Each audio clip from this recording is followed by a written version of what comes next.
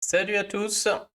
Alors, l'événement des gargouilles a commencé et donc on a cette nouvelle gargouille qui est apparue. Donc, petite vidéo pour la commenter. Au passage, j'ai beaucoup de gens qui m'ont demandé de faire une vidéo pour montrer comment finir l'événement ou des conseils, puisque a priori c'est un événement qui est un peu difficile. Notamment, je crois que le dernier niveau du épique peut poser problème, parfois du légendaire. Je le fais pas là, mais j'ai déjà fait une vidéo dessus, hein. Donc je la mets en lien dans la description en dessous. Sinon sur YouTube, vous tapez finir les gargouilles Empire et Puzzle, vous allez tomber dessus. Où j'avais montré comment finir. C'est quand même assez simple, hein. En fait, c'est pas sorcier. Il suffit de tout faire en one shot. Donc allez voir la vidéo et puis vous verrez. Donc alors, Oenwerf, qu'ils avaient gardé de côté les salauds, hein. C'est leur nouveau mode de procédé. Donc on va voir si est-ce qu'il valait le coup, est-ce que ça valait le coup de le garder de côté celui-là ou pas par rapport aux autres. Donc Oenwerf, qui a héros 5 étoiles rouges de la famille des gargouilles, donc il est barbare. Donc ça commence très mal, hein, une des pires classes du jeu. Le niveau bonus, je vais pas le redécrire, on connaît les gargouilles, elles peuvent résister au poison et poison brûlure, voire poison brûlure et eau. Donc lui, tout de suite, c'est vrai qu'on pense à un duo avec Elduke, puisqu'il est rapide, Elduke est très rapide, c'est deux gargouilles, et c'est vrai que les deux mis ensemble, eh ben, les deux résistent déjà au poison et aux brûlures. Et donc autant les poisons, on n'en voit pas des masses, c'est vrai que moi mes gargouilles qui résistent au poison, c'est pas tous les jours que ça me sert, quoi, hein. Peut-être agrafena de temps en temps, des trucs comme ça, mais la brûlure, déjà, on en rencontre un peu plus souvent, donc pourquoi pas. Ça fait penser au duo avec. Et surtout, bah, ce qui est incroyable sur les gargouilles, c'est ce passif. Et là, on a affaire à un héros rapide et donc qui va vite lancer sa CS et qui va vite trouver son passif. Et le passif, il est très très bien, hein. Il sauve beaucoup de choses, du moins en attaque, en tout cas quand j'utilise. Quand elles sont en défense, c'est très pénible, surtout sur les ruées, hein. Ce blocage des attaques à 1. Donc déjà, rien que pour ça, au niveau de ce passif, il est très bien et toutes les gargouilles valent le coup, surtout rien que pour le passif déjà. Les stats sont excellentes. En plus, on a un héros très équilibré. Vraiment, il est très très équilibré là, hein. On a quasi du 790 partout, 1450 points de vie. Donc elles sont très bien, hein. Moi, j'aime bien les héros équilibrés comme ça. Ça meurt pas trop vite, ça tape fort quand même, etc.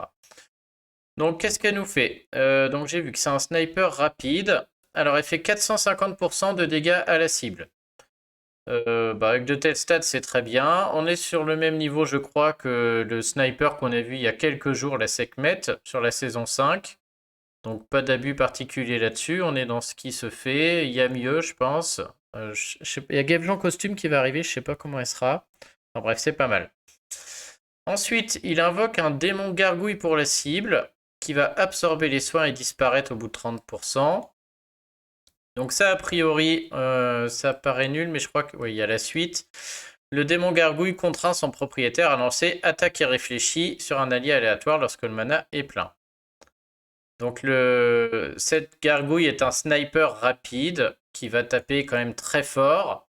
Alors quand on joue en attaque, en général, on joue pour tuer, mais bon, admettons, si elle ne tue pas, ça va quand même être très fort, parce que du coup, elle va mettre un démon, et ce démon va complètement bloquer la cible, qui pourra jamais lancer sa compétence spéciale. À moins d'être soigné, j'allais dire, ou à moins d'attendre 4 tours, et là le démon explose et il fait 150 de dégâts. Ouais, 4 tours c'est long, hein, donc ouais, ils l'ont mis pour pas que ce soit bloqué à vie. Ok. Alors moi je la trouve très intéressante. Je réfléchis en même temps là, je l'avais vu en diagonale un peu. J'ai vu que Subarix a sorti une vidéo, j'irai voir après. J'essaie de pas les regarder parce que sinon après je répète la même chose, hein, ça forcément ça influence. Mais bon, allez voir ce qu'il dit, ce sera sûrement très très bien. Alors moi je suis pas un fan des snipers, qu'on le dise clairement, hein, voilà, à part Liana et Manny qui sont mes deux premiers héros, je suis pas fan. C'est-à-dire avoir aujourd'hui en attaque pourquoi pas, hein, mais une CS qui va tuer que un seul héros, et des fois ça ne marche pas si le snipe n'est pas assez bon. Dans la façon de jouer actuelle, bof quoi.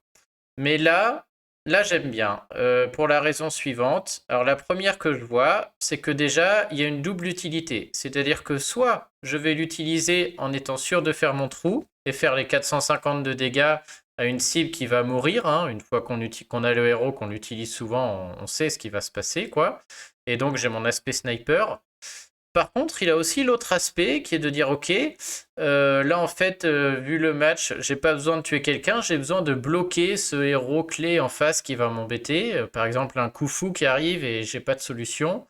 Et je peux me dire, bah, mon sniper, en fait, j'utilise pas comme sniper, je vais l'utiliser comme bloqueur. Et donc, il va pas sniper. Peut-être, voilà, si j'attaque un Khufu full life, ça va pas le tuer.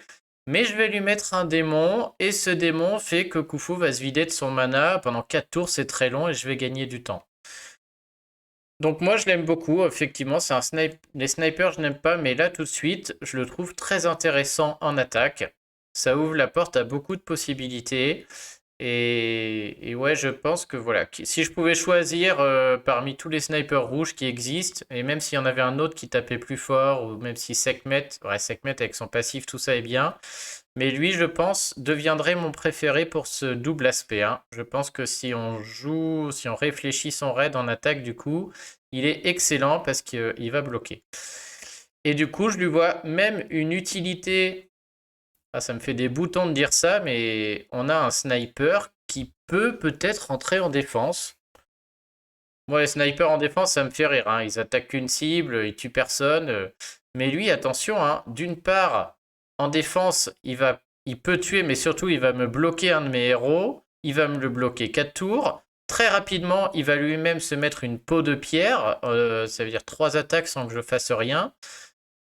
Ouais, ouais, c'est pas mal, hein. Donc je pense que même en défense, alors il y en a qui font plus peur, hein. C'est sûr qu'entre un Khufu et lui, bon, il n'y a pas de match. Mais je pense qu'en défense, du coup, il tient une place parce qu'il va me bloquer un de mes héros pendant 4 tours. Et ça se dispelle pas, quoi. On a souvent des héros qui font un dispel ou qui renvoient. Là, il faut se soigner pour enlever ce démon et donc enlever ce truc-là. Et ouais, moi j'aime bien. Donc je pense qu'en défense, il peut avoir sa place qui peut être un peu pénible, mais je pense qu'en attaque, vraiment, il est très très fort. Et je comprends qu'il l'ait gardé de côté puisqu'il a cet aspect double emploi, hein, c'est-à-dire de soit je l'utilise comme sniper pour réellement faire un trou, soit je l'utilise comme bloqueur pour bloquer l'ennemi qu'il faut en face et gagner le raid comme ça, ou du moins gagner du temps, quoi, hein. Donc bon, je vais pas faire 15 000 analyses, hein, j'ai pas envie de faire la notation et tout, c'est un très très bon sniper. Je pense que en attaque, sur les GDA et sur tous les tournois, c'est très très fort, hein. Alors bien sûr, peut-être un peu plus fort dans le tournoi sans soin, puisque sa gargouille, on pourra même pas l'enlever, et donc on est sûr de bloquer quelqu'un. Mais bon, que ce soit sur une GDA, en tournoi booster de bonus, tout ça, il va être très bien en attaque. Et vraiment, le fait de pouvoir comme ça bloquer deux, c'est très très bien, hein. Enfin, pas bloquer deux, mais de pouvoir soit tuer, soit bloquer quelqu'un, c'est bien. La peau de pierre va être très utile parce que du coup, en rapide, il déclenche quand même souvent et on trouve régulièrement notre peau de pierre. Et donc ça, c'est super aussi. Donc je le trouve très bien. En défense, à mon avis, il peut avoir sa place, ça se tente. Maintenant, il y a beaucoup plus fort, hein. C'est sûr qu'il y a un gorille, un Khufu, etc. Bien entendu, c'est beaucoup plus pénible en défense. Mais pour ceux qui n'ont que lui, ou si c'est un de vos héros récents et que vous n'avez pas beaucoup d'autres rouges, faut le mettre en défense et voir ce que ça donne. Je ne serais pas surpris que ce soit assez pénible. Donc là-dessus, ok. En titan, bien sûr, on n'a pas trop de. À part bloquer le titan pour pas qu'il lance sa CS. Donc peut-être aussi à plus bas niveau, ou ceux qui. C'est vrai que ça peut être sympa, hein, le titan pourra jamais lancer sa CS. Je pense que sur les events et tout ça, il va être très bien, les tours ninja. Sur les tours ninja, ça va être horrible parce il va bloquer les 3 boss avec sa gargouille pendant 4 tours. Elle va exploser au bout d'un moment. C'est peut-être pour ça qu'elle explose d'ailleurs, c'est pour éviter des abus.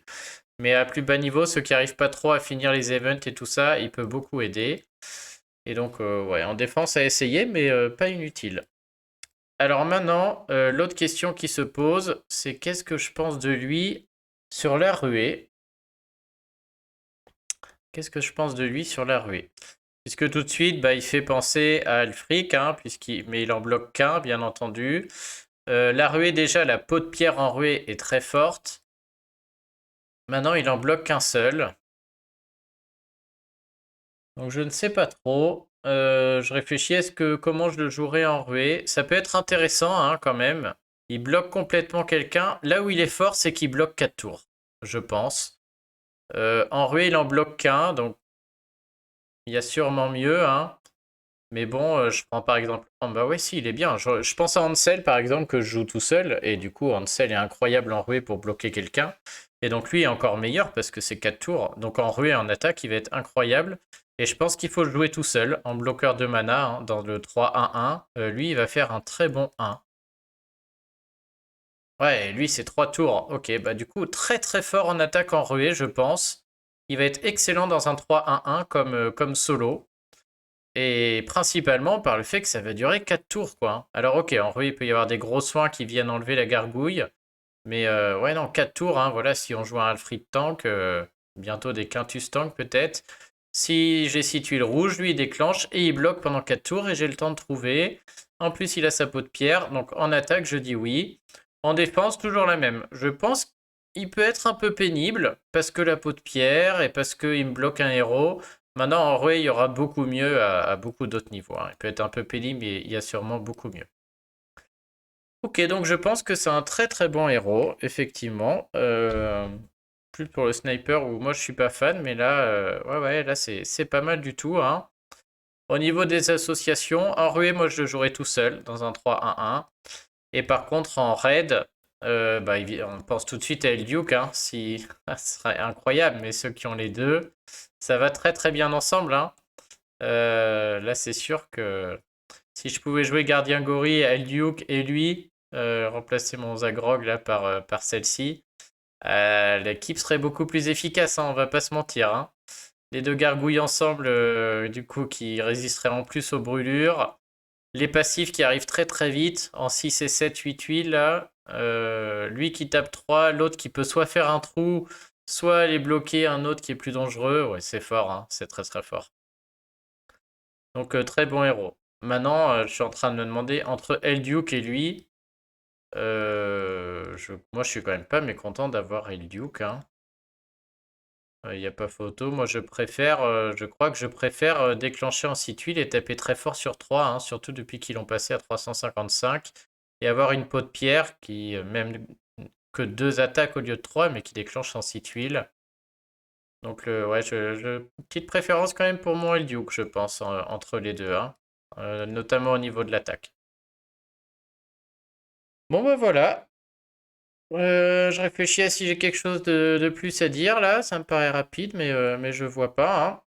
S'il y en a qui l'ont, félicitations, je crois, c'est Guignol qui l'a eu, qui l'a chopé. Donc bravo à toi. Et puis bah, dites-moi comme d'hab, hein, j'oublie sûrement des choses là, surtout à chaud comme ça.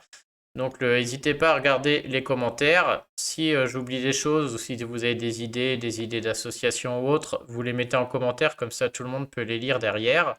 Et ceux qui l'ont testé, je suis preneur d'un retour, voir un peu ce qui se passe. Nous, malheureusement, je crois pas qu'il y en ait. Je peux pas faire de test là. On va regarder rapidement. Bon, non, non. Non, je pense pas là. J'ai rien vu passer sur le line là. Donc bon, tant pis. On verra dans les temps à venir pour un test. Bon voilà, bah sur ce, moi des invocations, elles sont vraiment bien les gargouilles, hein, c'est sûr, mais bon, j'ai déjà Elduke, j'ai déjà Kalo. Alors bien sûr, un Gozek en ruée, il est juste incroyable. Pénolite, c'est fort aussi. Arco me ferait très très plaisir, hein. C'est le genre de héros que j'adore là. Comme Ulda là, qui font gagner un temps fou. Je suis sûr ça fait gagner énormément de raids ce genre de personnage. Mais oui, je vais me retenir. Gaillard me plaît un peu moins. Tiens, bah, on peut comparer. D'ailleurs, Gaillard a une gargouille aussi en rapide avec le même passif. Elle fait 540 et il immunise aux démons et machin, quoi. Lui, 450. Ok. Ouais, donc on voit il tape moins fort, mais il peut bloquer. Petite chose d'ailleurs, non, en défense, je suis en train de penser, en défense, à mon avis, enfin, c'est un point négatif pour lui en défense. Tout ce qui est Grace et Tahir là, qui résistent aux démons, du coup, deviennent très très forts contre ce genre de personnage-là. Hein.